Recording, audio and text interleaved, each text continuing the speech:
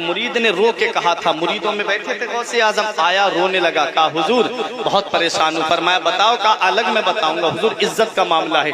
तन्हाई में पहुंचे तो कहा हुजूर मेरी बेटी नहा के निकली थी, मकान की छत पे गई, अचानक से गायब हो गई। बहुत परेशान हूँ हुजूर, पता नहीं अगर मैं किसी से पूछूंगा लोग कहेंगे इसकी बेटी कहीं भाग तो नहीं गई, हुजूर इज्जत का मामला है। तो गौसे आजम ने फरमाया परेशान मत हो, करख के जंगल में चला जा और वहां एक गोल दायरा खींचना और कहना बिस्मिल्लाह अला नियते अब्दुल कादिर, ये कह के बैठ जाना उस गोल दायरे के अंदर। रात में जिन्नात आएंगे अलग अलग शक्ल सूरत में, तू डरना मत, तेरा कोई कुछ नहीं कर सकता, गोल दायरे के अंदर कोई तेरा कुछ नहीं बिगाड़ सकता।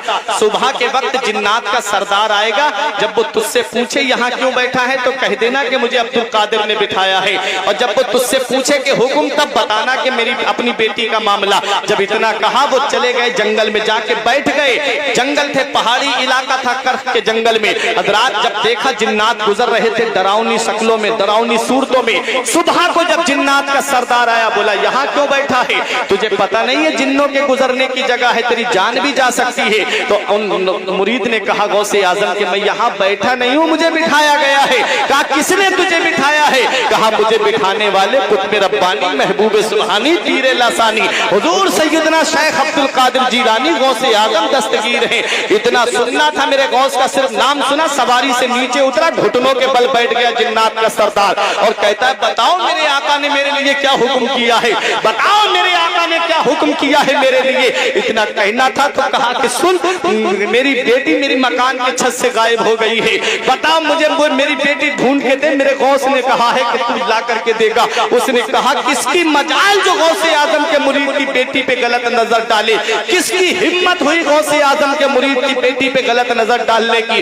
जिन्नात ने कहा कि हमारी ये मजाल कहा कि गौसे आजम के मुरीद की बेटी पे गलत नजर डाल दे। पता लगाया तो चीन, मुल्क चीन का एक जिन्न निकला, उसे पकड़ करके लाया गया, लड़की को भी लाया गया। उस जिन्न से पूछा तेरी हिम्मत कैसे हुई, उसने कहा कि जब ये बेपर्दा मकान की छत पे निकली थी, जब इसके सर पे दुपट्टा नहीं था और जब ये नहा के निकली थी, मुझे अच्छी लगी इसलिए मैं इसे उठा करके ले गया।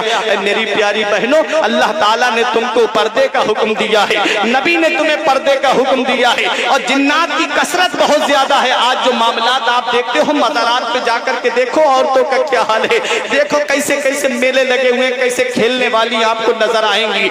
ये प्यारे मुसलमानों, ये शरीयत पे अमल ना करने की वजह है। परवरदिगार आलम ने पर्दे का हुक्म दिया है, लेकिन आज का हाल क्या है, शादियों में देखो तो सर पे दुपट्टा नहीं, सर को छुपाने का हुक्म था। प्यारे मुसलमानों, गौसे आजम के मुरीद की बेटी मकान की छत पे सिर्फ सर खुला लेकर के गई तो गायब हो गई।